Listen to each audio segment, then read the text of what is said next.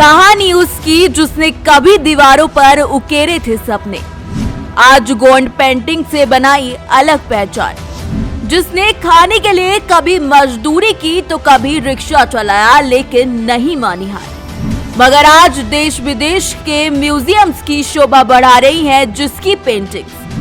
कहानी वेंकट रमन सिंह श्याम की।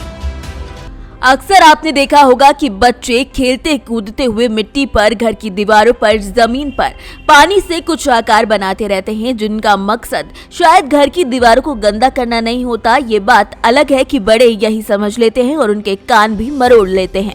मध्य प्रदेश के एक गांव में 7 साल के एक लड़के के साथ भी कुछ ऐसा ही हुआ था। वो घर की दीवारों से लेकर मवेशियों की पीठ तक सब कुछ ना कुछ आंकता रहता था और वहां पर कुछ ना कुछ बनाता रहता था। उस बच्चे का नाम था वेंकट रमन सिंह श्याम। उस वक्त शायद ही किसी को पता होगा कि ये बच्चा मिट्टी की पेंटिंग्स लेकर विदेशों की दीवारों पर पहुंच जाएगा। 1986 में एक रोज जब वेंकट के चाचा और गोंड कलाकार जंगड़ सिंह श्याम घर वापस आए तो उन्होंने दीवारों पर चित्रकारी देखी। दीवार पर शिरडी के साईं बाबा की तस्वीर थी। घर के अन्य कोनों पर भी कई सारी ऐसी तस्वीरें उकरी हुई थी। चाचा ने रमन को सिंजोना ग्रामीण स्कूल में अपनी पढ़ाई पूरा करके भोपाल जाकर चित्रकारी करने की सलाह दी। 13 साल के वेंकट ने वैसा ही किया। वो भोपाल पहुंचे और अपने चाचा के सहायक बन गए। यहाँ वो नई नामची कलाकारों से भी मिले जिन्होंने कलाकारी की तरफ बढ़ने के लिए उनको प्रेरणा दी। यूं तो रमन के खून में ही कला थी। उनके मामा भी चित्रकार थे। रमन उनके काम को एकाग्रता से देखते थे। वहीं उनके चाचा जंगड़ सिंह श्याम उनको काफी आगे ले गए। रमन छोटी सी आयु में ही गांव से अपने आसपास के नजारों को देख के उन्हें कागज पर उतारते। हालांकि उनके पास चित्रकारी की कोई तालीम नहीं थी। 3 साल तक चाचा के साथ रहने और काम करने के बाद रमन दिल्ली आ गए। वो कला की दुनिया में अपना अलग नाम बनाना चाहते थे। गौरतलब है कि सफलता के रास्ते में असंख्य मुश्किलें उनका इंतजार कर रही थी। एक इंटरव्यू के दौरान रमन ने बताया कि उन्हें खाने तक के लिए काफी संघर्ष करना पड़ा।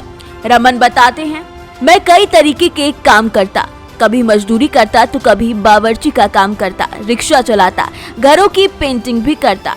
इस दौर में मेरा मकसद सिर्फ एक था, पेट भर खाना खाना। देखा जाए तो आर्टिस्ट का मन अपनी कला के बिना कैसे रह सकता है, ये बात तो सभी को पता है। रमन के साथ भी यही हुआ। उन्होंने पेंटिंग से जुड़े काम का ही निर्णय लिया। वो कभी फिल्म पोस्टर्स, कभी होल्डिंग आदि को पेंट करने लगे। दिल्ली में उनके सफर में 1993 में हॉट लग गया जब उन्हें सेरेब्रल मलेरिया हो गया। इसके बाद वो भोपाल लौट आए और साइन बोर्ड पर पेंटिंग का काम शुरू कर दिया।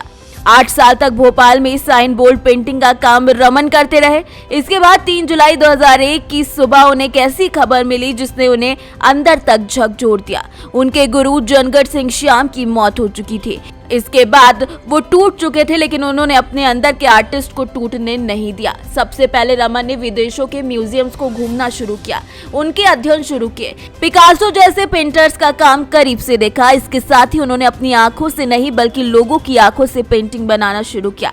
परंपरागत गोंड स्टाइल को रखते हुए उन्होंने रंगों, टेक्निक, डिजाइन आदि में काफी बदलाव किए। आज वेंकट रमन श्याम ने इस दुनिया में अपना खूब नाम कमा लिया है।